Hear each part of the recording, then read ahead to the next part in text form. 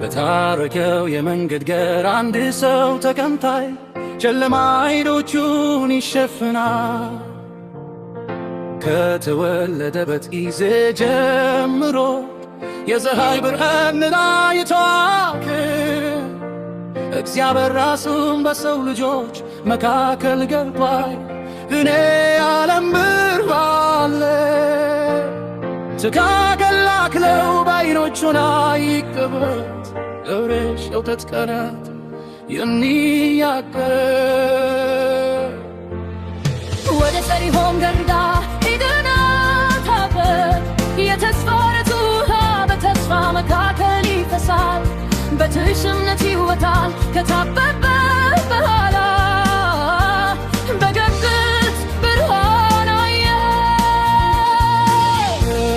ብርሃኑ አይኖች ሞላ ሕይወት በበቀለ መፈነዳ።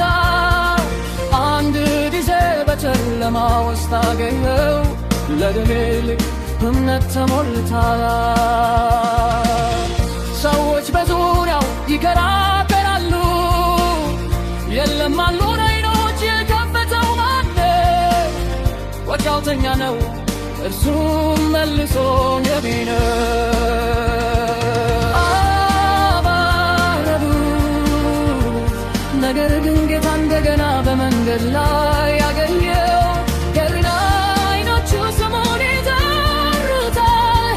በዘምታ ውስጥ በዘግታ ይጠይቃል። በሰው ልጅ ታምናል ተከተከተና እንደገና ተየቀቀተ እሱ ማነው? ጌታ በእርጋታ እንዲኖር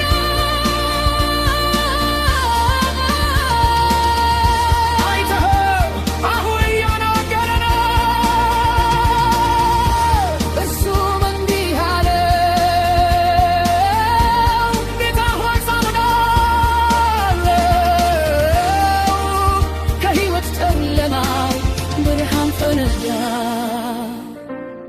በፍቅር ፊት እሰግዳለሁ፣ ለዓለም ሁሉ እንዲህ አለ።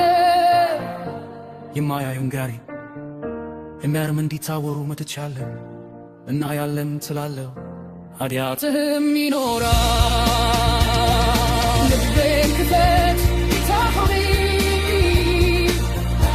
ሕይወት ጨለማ መካከል አንተም ስትናገር ላይ